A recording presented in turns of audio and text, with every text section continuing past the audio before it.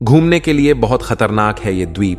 भटकती हैं आत्माएं। 95% हिस्से में लोगों की नो एंट्री। हाशिमा द्वीप जापान में नागासाकी शहर से लगभग 15 किलोमीटर दूर स्थित एक छोटा वीरान द्वीप है जो खुद में गुलामी के भयावह अतीत को समेटे हुए हैं। बताया जाता है कि यहाँ 1300 प्रताड़ित नागरिकों और युद्धबंदियों के शव दफन हैं, जिनकी आत्माएं द्वीप के अंदर भटकती हैं। 40 सालों तक वीरान पड़े रहे इस द्वीप को घूमने के लिए बहुत ही खतरनाक माना जाता है। इसके 95% हिस्से में अभी लोगों की एंट्री नहीं है। द सन की रिपोर्ट के अनुसार ये द्वीप 16 एकड़ में फैला हुआ है, जिसे गुंकनजिमा नाम से भी जाना जाता है। युद्धपोत की तरह के आकार के कारण इसका उपनाम बैटलशिप आइलैंड है। आज भी इस द्वीप को कंक्रीट से बनी हुई निर्जन इमारतों से घिरा हुआ देखा जा सकता है। हाशिमा द्वीप का इतिहास 1887 में अपने कोयला संसाधनों कोल रिसोर्सेज की खोज के बाद मित्सुबिशी ने 1890 में हाशिमा द्वीप खरीदा।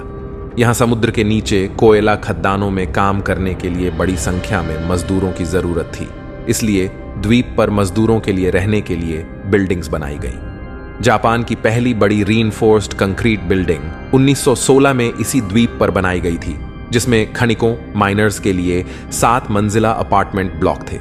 इसके तुरंत बाद खनिकों और उनके परिवारों के लिए एक school, kindergarten, hospital, community centre और एंटरटेनमेंट सुविधाएं बनाई गईं।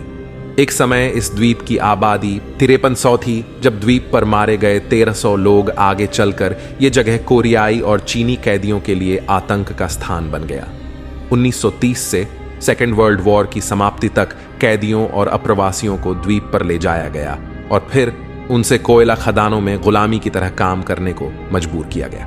अनुमान है कि द्वीप पर अंडरग्राउंड एक्सीडेंट्स, थकावट और कुपोषण सहित विभिन्न कारणों से 1300 से अधिक लोगों की मृत्यु हो गई।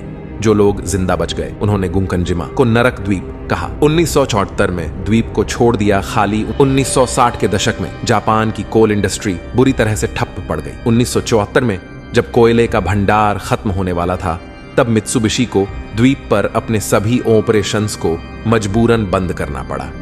इसके तुरंत बाद सभी निवासी चले गए, जिससे द्वीप एकदम वीरान हो गया। इसे अप्रैल 2009 में एक बार फिर खोला गया। अब यह पर्यटन के लिए खुला है। द्वीप का 95% से अधिक हिस्सा असुरक्षित माना गया है और पर्यटन के दौरान इसे सख्ती से प्रतिबंधित किया गया है। रखरखाव के अभाव में इस आइलैंड पर बनी ऊंची ऊंची इमारतें अब खंडहर हो गई हैं। चूंकि यह आइलैंड चारों तरफ से कंक्रीट की मजबूत दीवारों से घिरा हुआ है, लेकिन जापान में अक्सर आने वाले तूफान के चलते इसे भी काफी नुकसान पहुंचा है। अब यहाँ का नजारा बेहद ही डरावना लगता है। कई सालों तक यह आइलैंड बंद रहा, जहां लोगों का जाना मना था, लेकिन इसे दोबारा पर्यटकों के लिए खोल दिया गया।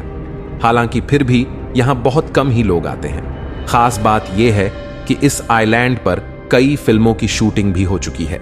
जापान में इसे औद्योगिक विरासत के तौर पर संजोने की पहल जारी है। अगर आपके मन में कोई सवाल हो तो कमेंट बॉक्स में जरूर लिखें और इसी तरह की और वीडियो देखने के लिए रेक्स ज्ञान को अभी सब्सक्राइब करें।